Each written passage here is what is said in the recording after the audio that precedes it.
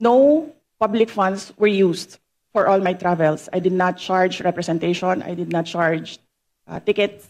I did not charge per dime for all my travels in the office of the Vice President. So, Madam Chair, I thought we're going to accord institutional courtesy to the office of the Vice President. Bakit po natin binabanatan? Bakit natin tatanungin? It's already settled that we're just giving Mr. two Chair, questions from the minority. Okay? Mr. Chair, hindi po... 5 minutes each. Wala pong Opo. binabanatan But dito. does I not take preclude exception the other members to from making a manifest. last August 8, 2024, nag-issue po ng Notice of Disallowance ang COA, Commission on Audit, sa 73.28 million na halaga ng confidential funds for 105 activities supposedly held by the Office of the Vice President from December 13 to December 31. Sabi ng COA ay wala raw accomplishment reports na naipakita or sinubmit ang Office of the Vice President para dito at inaatas na o inuutos na ibalik ang pera ng Vice President ni Gina Acosta bilang Special Disbursing Officer at ni Julieta Villa del Rey bilang Chief Accountant. Mag-iisang taon na po, ayon sa COA rules ay may 6 months po para mag-appeal. Ano na po ang status ng Notice of Disallowance na ito? Madam Chair, I suggest that the congressman ask this during the hearing of the Commission on Audit.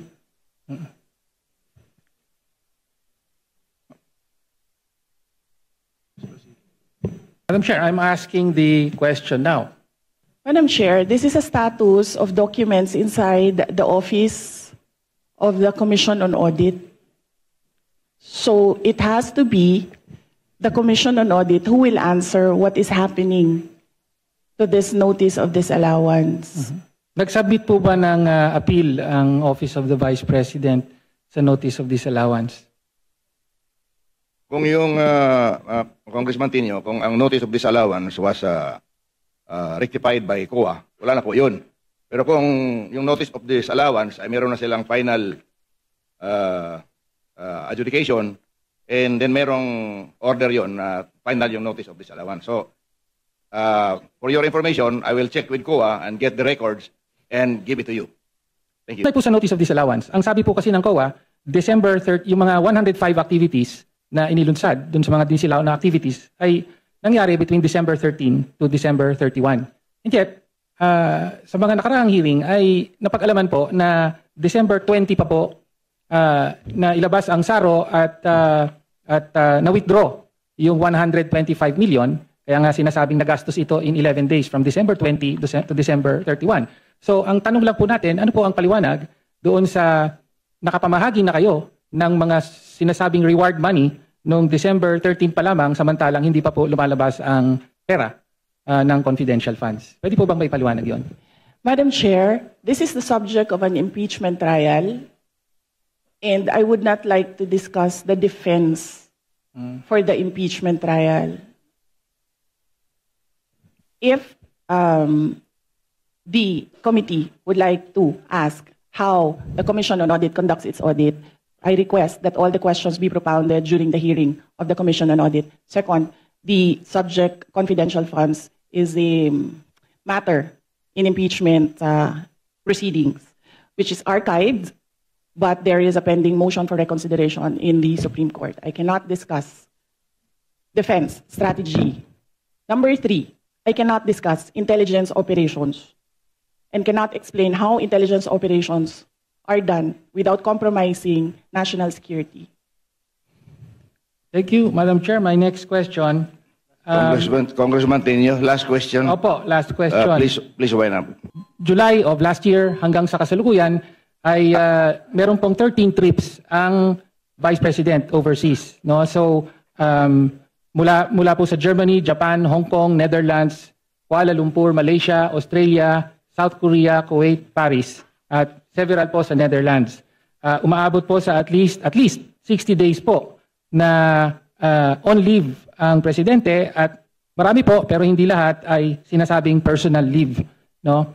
So sa mga trips po na ito, ilan po ang naging personal leave at ilan ang on official duty at magkano po ang total na budget na ginastos ng Office of the Vice President para sa mga official leave at personal leave na nangyari? We'll start with July 2024. So, number one, under the Civil Service Commission rules, there is no allotted leave for the President and Vice President. We cannot both file a leave.